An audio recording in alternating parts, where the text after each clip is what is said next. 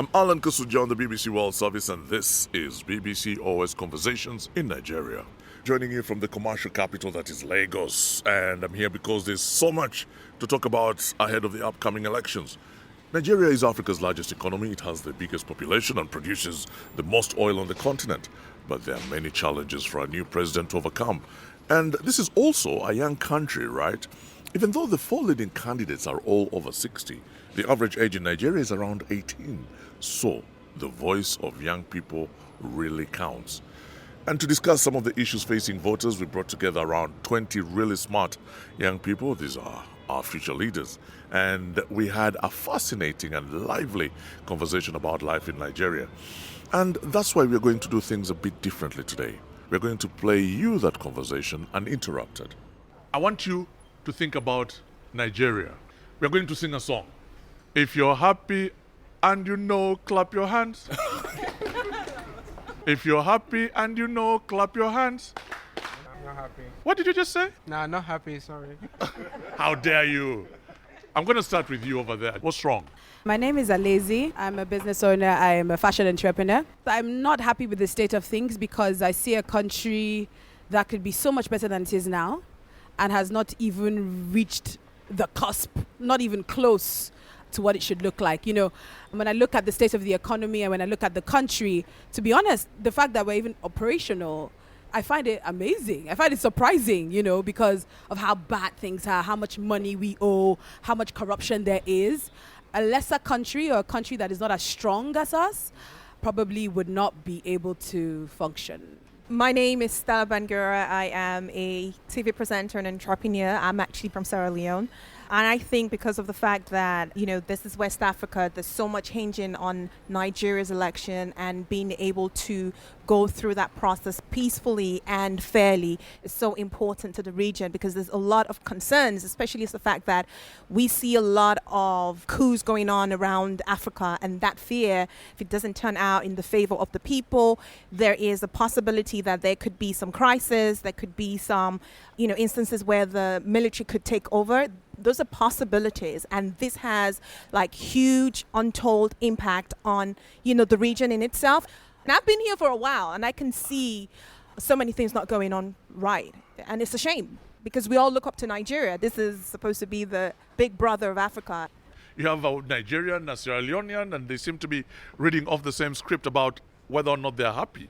How are you getting on in your country? Uzo, right? Yeah, Uzo. I understand that the political situation in Nigeria is not what we would like it to be, but I also see Nigeria as a place where you're driving along the road, you see children playing football without any shoes, and they're happy. People are laughing.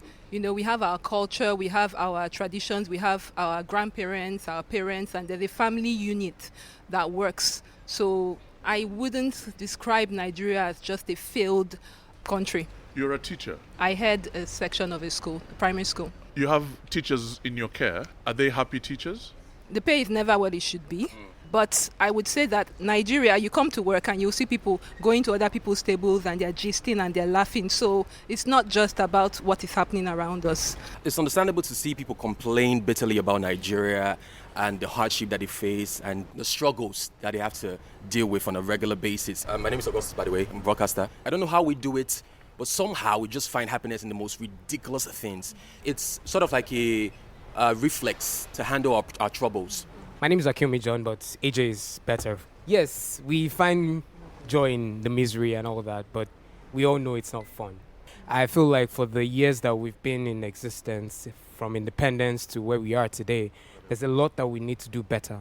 We have infrastructures and all that, but we don't have a sense of belonging regardless. Where like there are individuals who are like segregating themselves to have like a better life, and then everybody else is like trying to struggle for a living and all that. Is that what we want to keep propagating as the giant of Africa, so to speak? Your face is neutral. Are you happy or unhappy? Well, it's a difficult question to answer. It's yes or no. Yes, happy. No, No. not happy. You're not happy. I'm not happy. And I'll say I'm not happy because things have gone really, really so bad. In 2014, I was selected for a Pan-African Youth Leadership Program. Then when I landed at the airport at Washington, D.C., the immigration officer immediately received my passport. Then he made some signs. And the next thing I saw, those custom guys with their dogs sniffing my luggages. Then she asked, do you have drugs in there? And I'm like, what? The template has been painted that Nigerians, no matter the age, the gender, anything, as far as you have a green passport, you've been associated with such things. And I believe as young people, we should do more to change the narrative. Because currently, Nigerians are really, really doing a lot. Young people especially, kudos to them. Because most of the most successful social enterprises across Africa, venture capitalists, they are Nigerians. So what is the problem then? Leadership. That's the share of the problem of our leaders with the mindsets of then. Whereas the world is moving fast, that the world is even in the future. If young people can rise up, like the NSAS is a relatable scenario. And for those who don't know NSAS, what was it? Okay, NSAS is a revolution of, should I say, young Nigerians asking that let there be accountability.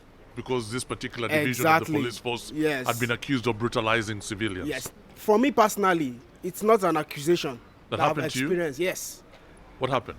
It was in Shomolu years back. I was dressing looking good. As you are right now? Yeah, thank you. So I was dressing looking good, just strolling down the street with some of my friends. Then the police just approached us and was like, hey, what's up? Let me see your phone. And I'm like, why do you have to see my phone? I said, no, we can't give them my phone. I can't give them my phone because they have no right to check my phone. That was how the rest became a bitter story. You raise a point of security. Yes. If you're safe in Nigeria, clap your hands. Only 2 out of probably 20 clapped. Tayo, what's your assessment? As somebody who travels, I don't feel a sense of safety whenever I'm going around Nigeria. I recently came back from Calabar, and just along the roads, I noticed there were this new group of policemen that it's like a new squad, and they are like the anti-kidnapping squad because in December, a lot of people were traveling across that road. There were incidences of people being kidnapped. So they had to create a new section of the police to kind of guard that. So that shows you how safe that area was. The level of security in the country is very, very low. You're saying as a Nigerian in Nigeria, you feel safer in other African countries? Definitely. I feel safer in Kenya. I feel safer in Tanzania. Even in South Africa, South Africa, you kind of know the places where you're not meant to go to. And then you know the places that you should go to. But generally in Nigeria, traveling, especially if you're traveling by road, I don't feel safe. My name is Michael Sumola. I'm a food system activist and I'm also a legal practitioner. I'm the founder of the Lagos Food Bank.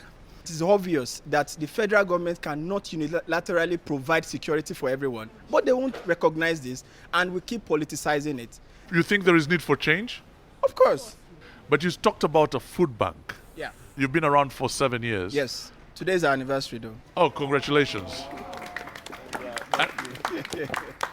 Food insecurity is really getting worse. I was going to ask you that. How many are you feeding today? The last annual report we released, we fed over 256,000. My name is Pamela, and I'm a writer and an editor. Education sector is really suffering in Nigeria. First of all, I would say that Nigeria are hustlers. So Nigerians are hustlers? Yes, they are great hustlers. So, there are some students that are working and are schooling at the same time. I remember the strike that happened in 2013, 2014. When I was doing my bachelor's degree. I think before the most recent one, that was the longest strike. It lasted for 6 months. And then I just got into school, and then the next thing I was facing was strike. The strike is like a government strike, so it affects the federal and the state universities especially. The one that happened in 2022, just last year, it lasted for 8 months. 8 full months. And then I was affected because I was doing my master's degree in Unilag. Have you graduated? No, I'm supposed to go into my defense, but I'm not done yet till now. Because you lost 8 months? Yes, because I lost 8 months. It's really terrible because it is getting worse. For the first time, I almost gave up. If I was schooling abroad, I'm sure I would have been done by now. So, then another thing about this is in Nigerian universities, I feel like people just want to make things unnecessarily hard. From the administrative staff, to the academic staff, they just want to frustrate you. In a way, I would want to say that most Nigerians are used to suffering. I don't know. They just see it as normal. Everybody seems to be agreeing with her. They're used to suffering. So it's things will be hard before something comes through. My name is Kester, and I'm a web designer. We can all relate to what she's saying because that's our plight here in this country, not just in the educational sector. I think Nigerians generally, we are usually power drunk. Whenever we are given an opportunity to serve the people, we take it overboard and try to exploit, try to make people suffer for what they should not. The same thing with every sector. Like now we have the issues with the cash not circulating well. If you go to the banks, even common security men, we want to extort and want to, as in, do beyond their purview and all. So I feel like we can actually do better as a nation. And now we have some few days to election now. I feel like we've been given the power. You feel empowered? Yes, as we're Kester, empowered as now. a young man Yes. with a beautiful We're empowered beard, you feel empowered. As young as we are now, we're empowered. Thank to God do what? for What are you planning to do with that power? to elect the right person. I'm in Lagos on Victoria Island, and this is the BBC World Service. My name is Alan Kasuja. I'm in conversation with about 20 different Nigerians from the private sector, and we are talking about Nigeria. Uzo here. I feel like the educational system, starting from primary school, the nursery school, before we move to the universities, there's a lot to be done there. And when we want to recruit graduates from the university, for example, a lot of the graduates that go to school, how do I say this nicely without sounding like I don't believe in our educational system? You want to recruit someone and the person cannot construct a simple sentence, they can't write, and I don't know if I would blame just the government for this. Reading was a priority in my house. But when you see the average Nigerian youth or university graduate, everybody is so focused on money. You're expecting that the government is going to What's the teach you point how in going to read. school if there's no money involved? Yes, I understand that, but you're still in school. So why don't you focus on your own education? Let's not all say the government has to do everything, because that's the case in Nigeria. I'm sorry to say, every single Nigeria is to blame for what is happening in Nigeria right now. I just want to talk to Michael, who's differently abled. You are involved in the education sector as well. Sure. My name is Michael Showumi. I'm a teacher and also a social entrepreneur, founder of Raising Star Africa. We cater for children with disabilities to become self-reliant and able to contribute their own quota to the society. We need a national orientation about persons with disability or differently able person. Now, when it comes to job, a customized employment is when you employ persons with disability based on their strength. Then you provide a form of employment for them. I don't have to be in your organization physically. I can work remotely.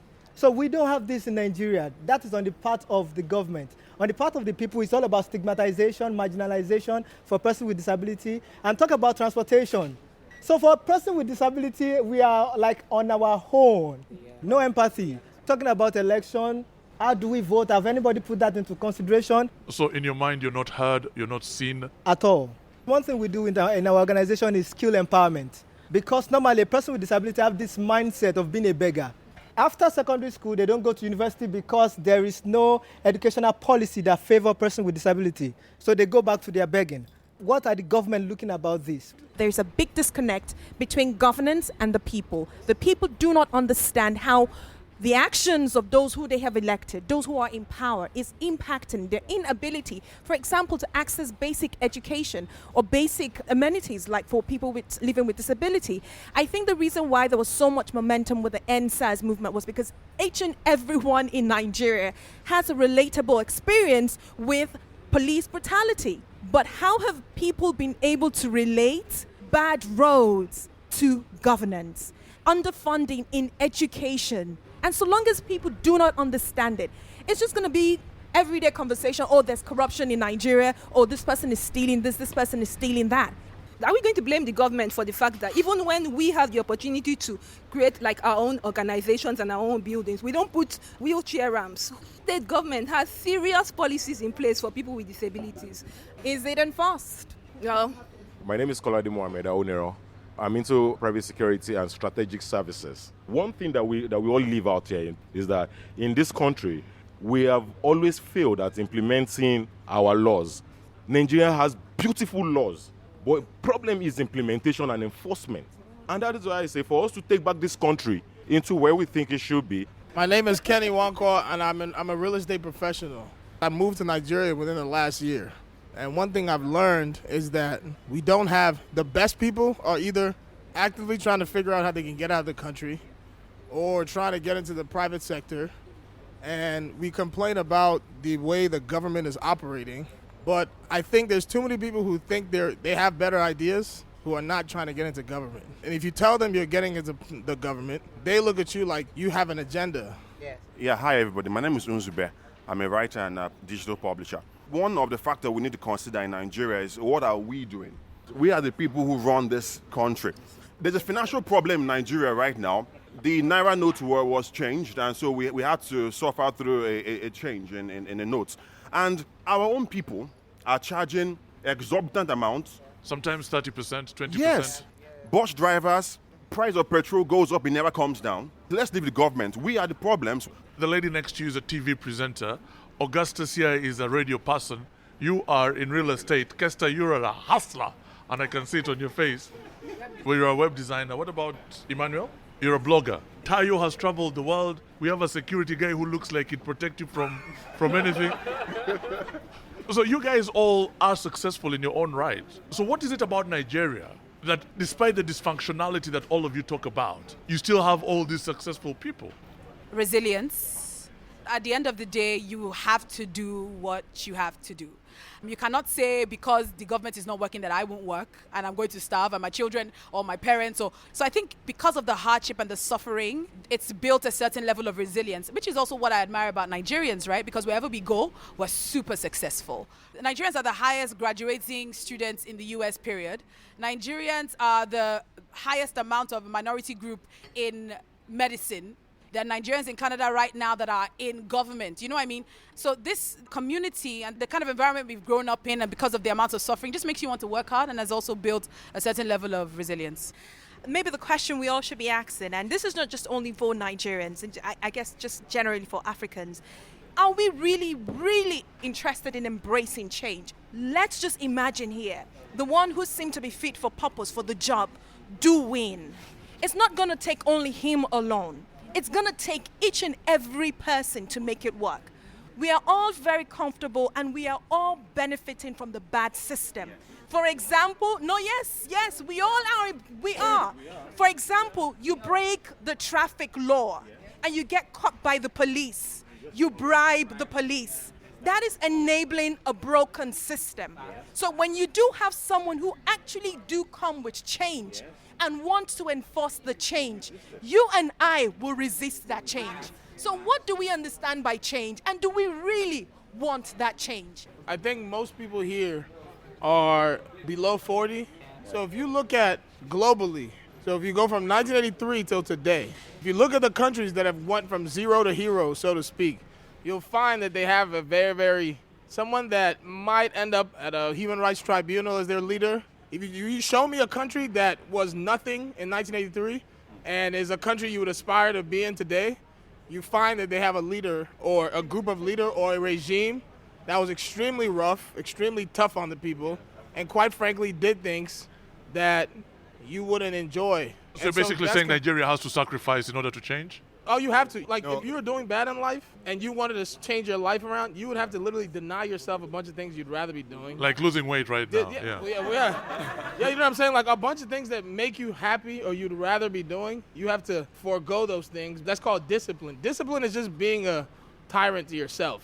We don't want that. So we're stuck in this middle ground where we want freedom and liberty. For Nigeria to change, it doesn't need a democracy. It needs an authoritarian but I can't. president. Somebody like President of Rwanda, Kagame. Let me just come to Pamela. Pamela, you want to say something?